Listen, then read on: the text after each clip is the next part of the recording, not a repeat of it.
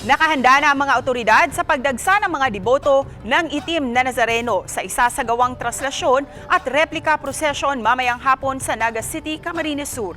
Live mula sa Naga City, si Chris Novelo ng GMA Regional TV, Balitang Bicolandia. Chris?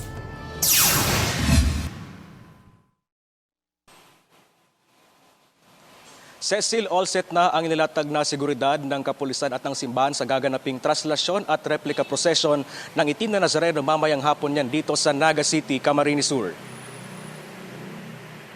Pasado alas 8 kagabi isinagawa ang pagbibihis sa imahe ng itim na Nazareno sa Holy Cross Parish sa Barangay Tabuco, Naga City, Camarines Sur.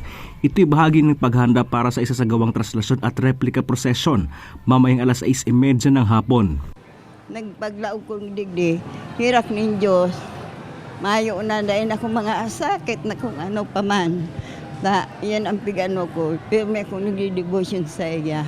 Nagkaigwa ko ng kadikit na pagbati-mati sa isip, kaya medyo nagkakaigwa ko ng ano yan. Pero sa ngunyan, okay na ako. Sa pagdebosyon ko kina Nazareno, talagang dakulang tabang yan. Mula sa Holy Cross Parish, ililipat ang imahen sa Plaza Quezon, kung saan mananatili ito hanggang bukas ng hapon Enero 9. Magkakaroon din ng misa at pahalik sa imahen.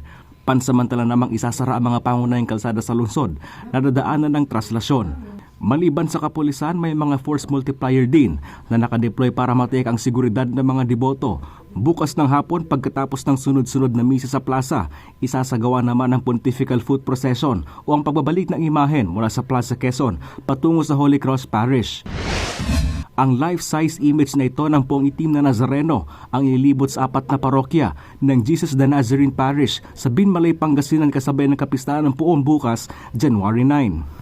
Inaasahan na mahigit 1,000 deboto na lalahok sa motorcade pagsapit ng alas 3 ng hapon bukas. Dahil dito, mas pinahigpit na seguridad ang nilalatag sa lugar. Mayroong prosesyon sa mga barangay. Pupuntahan ang Nazareno natin, ikot-ikot sa mga 4 na barangay.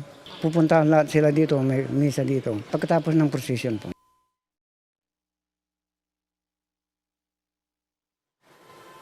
Cecil, matapos ang mga mahigpit na restrictions dahil sa COVID-19 pandemic nitong mga nakaraang taon, inaasahan ngayon ng Simbahang Katolika na mas maraming deboto ang dadagsa sa gaganaping traslasyon procession ngayong araw. Cecil. Maraming salamat, Chris Novelo ng GMA Regional TV, Balitang Bicolandia.